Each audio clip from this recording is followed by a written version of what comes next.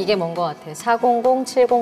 뭐 어떤 암호 같기도 하고 아니면 40만 700원? 입금 금액? 그런 거 같기도 하고. 아, 저 알 것 같아요. 뭐야? 오늘의 출연료?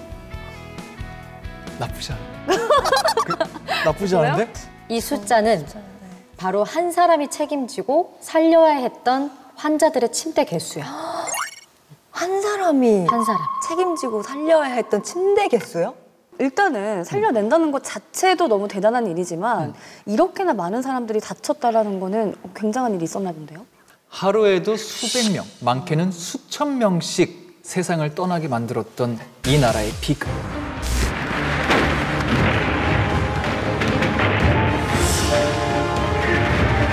바로 6.25 전쟁 당시 이야기야.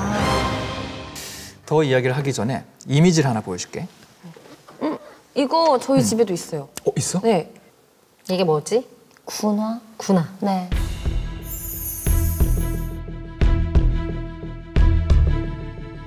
수많은 사람을 살리는 자리에 이 신발을 신고 가셨대. 오늘의 주인공이. 어떤 분일 것 같아? 당연히 건장한 남성? 일단은 남자분. 그치. 대부분 이 신발을 보고 그렇게 생각했을 것 같은데 오늘 내가 소개할 사람은 남자가 아니야. 6.25 당시 전쟁터로 달려나가셨던 6.25 여성 유공자 박옥선 할머니야. 할머니? 여자분이시. 전쟁터에 여자의 신분으로 이 신발, 이 군화를 신고 나가셨다고요?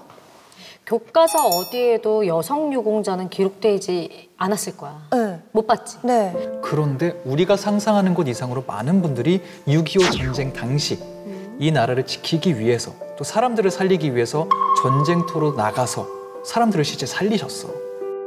그리고 그중 한 분이 바로 오늘의 주인공 박옥선 할머니야. 박옥선 할머니.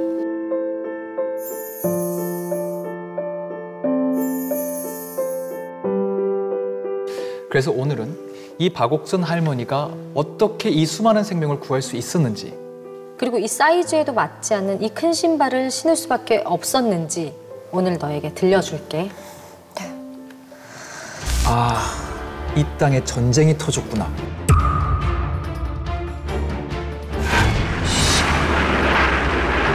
제발 도와달라 라는 말을 해. 어떡해. 제가 가겠습니다. 저요? 그냥 이렇게 손들고 자원했을 것 같은 그런 생각이 들거든요.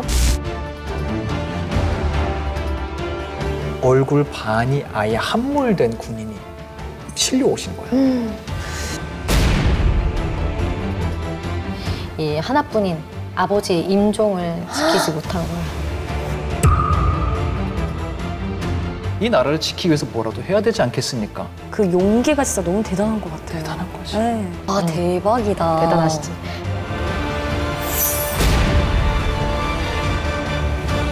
박옥선 할머니는 사실 동네에 소문난 부잣집의 따님이었어. 오, 정말요? 어머님이 일찍 돌아가시고 오빠도 병으로 일찍 세상을 떠나시면서 아버지 입장에서는 박옥선 할머니가 소중한 외동딸이자 세상에 단 하나 남은 유일한 혈육이기도 했지. 진짜 딱 한 명뿐인 혈육이네요.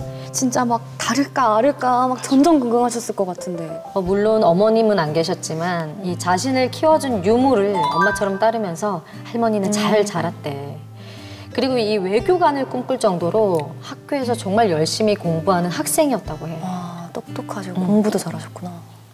그런데 그렇게 하루하루 꿈을 향해 나아가던 박옥선 할머니의 삶에 균열이 조금씩 생기기 시작해. 할머니가 18살 때의 일이야. 네. 그날 학교 때문에 교복을 맞추러 시내를 걸어가고 있었어. 근데 뭐 여느 날처럼 그냥 보통의 날이었을 것 같은데 뭐 어떤 일이 생겼을까요? 그날 정말 큰 사건이 할머니의 삶을 송두리째 바꿔놓게 돼. 교복을 맞추러 시내를 걷고 있었는데 헬리콥터가 막 날아들면서 전단지를 마구 떨어뜨리는 거야. 거기에는 이런 문구가 적혔어. 남침, 휴가, 외출 빨리 귀대. 일반 시민 집에서 라디오 귀 기울여. 할머니는 한달음에 집으로 달려갔어. 그리고 짐을 챙겼지. 근데 만약에 이런 상황에 네가 놓인다면 가장 뭐부터 할 것 같아? 일단은 먹을 거랑 먹을 거. 돈? 저 무조건 휴대폰. 중요하지. 없으면 못 살잖아요. 너무 중요하지. 네. 그 당시에 할머니는 가장 먼저 책가방을 챙겼어. 네? 이해가 안 가지? 책가방이요? 진짜요? 그러니까 상상 이상으로 학구열이 강하신 분이었고 이런 위급 상황에서도 이 상황이 지나가면 나는 외교관이 될 것이다. 라는 본인의 꿈을 끝까지 놓지 않으려고 하는 소녀였지. 오. 깜짝이야. 불이야! 불이야! 전쟁통에 불났다! 서울 시내가 불바다가 되어버렸던 거야. 그래서 할머님이 너무 돌아가고 싶었던 학교가 통째로 불타서 없어진 걸 보게 된 거지. 어떡해. 이 보통의 사람이라면 전쟁의 상황이고 이 학교가 막 불타버린 상황이라면 공부할 생각을 누가 해? 못하죠. 그냥 바로 도망갔을 텐데 하지만 박옥순 할머니는 임시학교인 서부훈육소까지 가서 공부를 했어. 그 상황이에요? 응, 그 당시. 난 공부를 해야겠다. 그런 마음을 가진다는 것 자체가 그 학구열에 대한 열정이 정말 엄청나신 분이었던 것 같고 어느 날 이 2명의 간호장교가 학교에 찾아온 거야.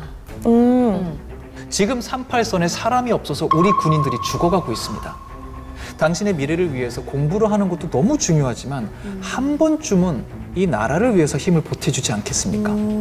이 국군 간호사관학교에서 2기생을 모집하고 있으니 제발 도와달라라는 말을 해. 지금 그런 학구열이라면은 저요! 그냥 이렇게 손들고 자원했을 것 같은 그런 생각이 들거든요. 그 순간 할머니는 손을 번쩍 들어. 제가 가겠습니다. 박옥선 할머니가 쉬지도 않고 대답을 해. 대뜸. 그렇게 해서 제일 먼저 내가 가겠다 말씀을 하시거든.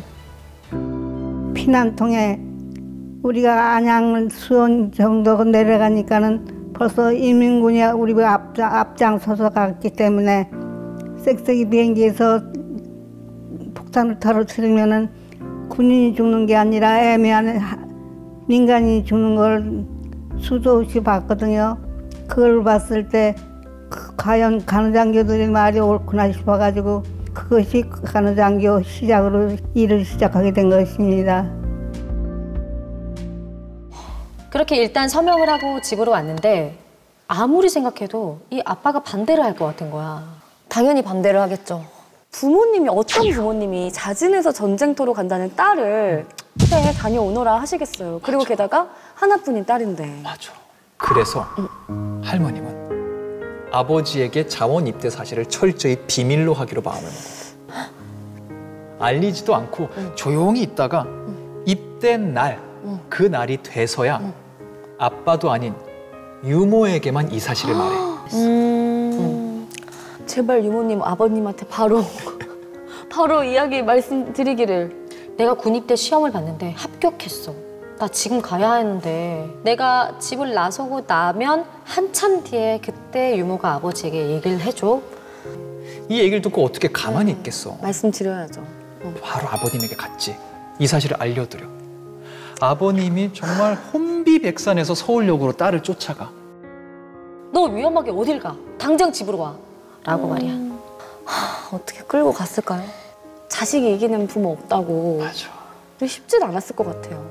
엄마가 얘기하지 말라 그랬더니 나 가자마자 아버지한테 얘기하니까 아버지가 서울역까지 따라 나오셔가지고 안 가면 안 되느냐 그랬더니 거짓말을 했어요.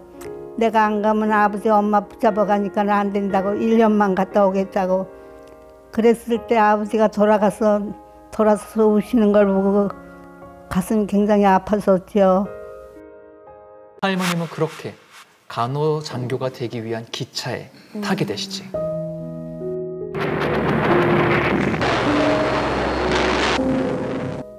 (51년도) 4월 23일 날 입교해가지고 53년 4월 23일 날 소인간해가지고 제주도 훈련소 98 육군병원에 배속돼서 근무 시작했습니다.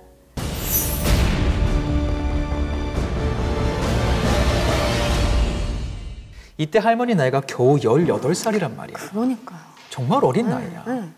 열정으로 결정은 내렸지만 막상 부모님 품을 떠나서 살아보는 게 처음 하는 거야.